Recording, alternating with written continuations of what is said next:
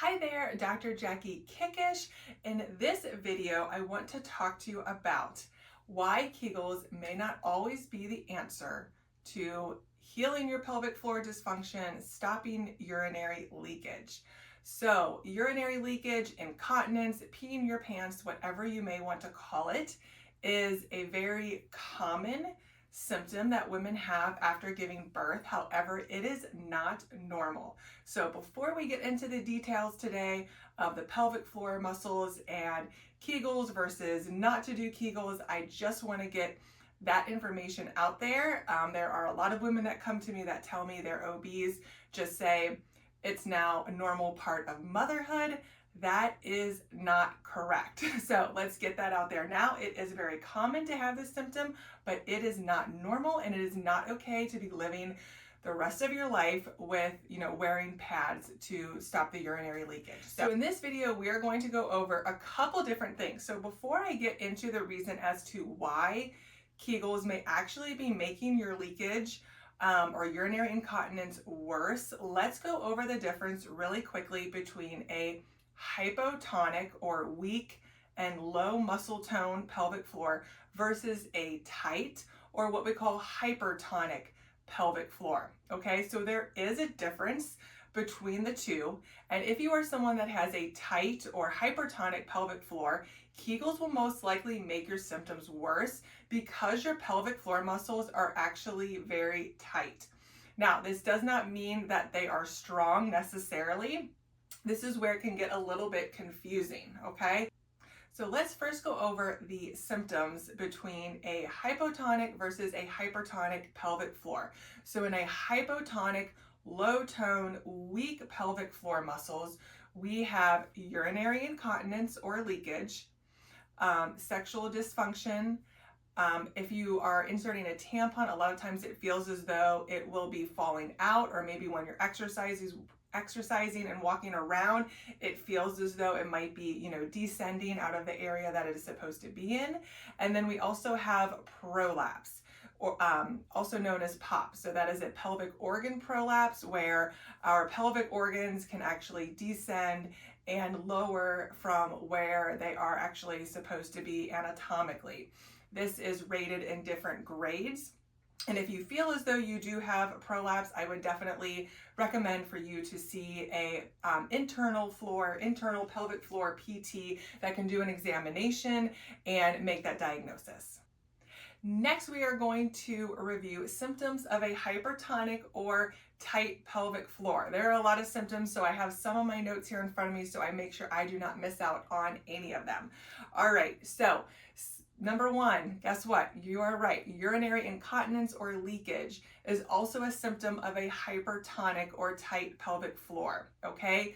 Constipation or straining when you go to the bathroom, painful intercourse, maybe difficulty or even pain inserting a tampon, a constant feeling of urgency with urination, or difficulty emptying your bladder when you do go to the bathroom.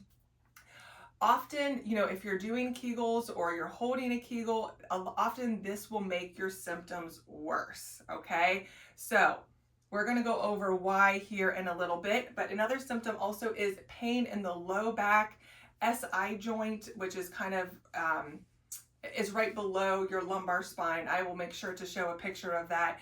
And then you also can have pain in the pelvis, hips, and abdomen area again. And this is because those muscles all in the pelvic floor, which it's almost like a bowl kind of supporting all of our pelvic organs, they are very tight. And so if you're always contracting this muscle and you're doing Kegels to make it even tighter, it's going to become angry and mad, and that will cause urinary leakage. So I'm going to go ahead and do a little bit of an example here. So I have heard, women be told to hold a Kegel for 5 minutes, for 10 minutes, for, walk around the block in your neighborhood while you're contracting your pelvic floor the entire time. And that is not right. We really should not hold a Kegel for any more than 10 seconds, okay? So if you are someone that has a hypotonic or low tone and weak pelvic floor muscles, then yes, you can be doing Kegels. However, If you are one that has a hypertonic or tight pelvic floor, you definitely need to be relaxing and stretching your pelvic floor muscles. In the next video, I will be going over very specific exercises to help relax and stretch your pelvic floor. So make sure you hit the like and subscribe button so that you do not miss out on that, all right? So let's go ahead and go over a quick example here, right? So this is a 5-pound dumbbell, pretty light, right?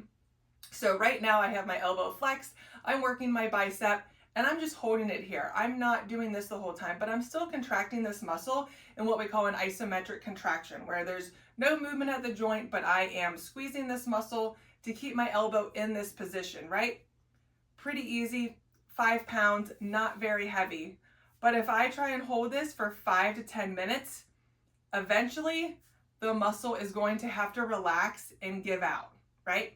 Our pelvic floor muscles are no different than that example. So if you are constantly tightening your pelvic floor muscles, then you are always engaging and contracting them, if that makes sense.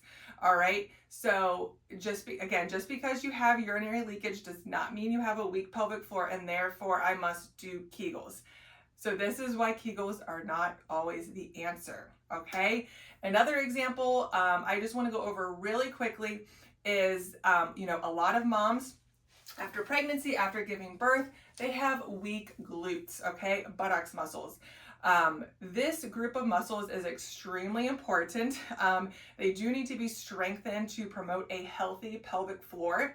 And so a lot of times when our posture changes while we're pregnant and then after giving birth, our glutes turn off and become very weakened because we fall into this type of posture where our pelvis and hips come forward, our low back is tight, and we come into this posture, and our glutes tend to turn off. And a lot of times, in order to compensate for weak abdominals and weak glutes, we're squeezing. We don't realize that we're doing it, but we're actually squeezing our buttocks muscles. And so if we're constantly squeezing our glutes and kind of coming into this posture, we're also squeezing and tightening our pelvic floor muscles.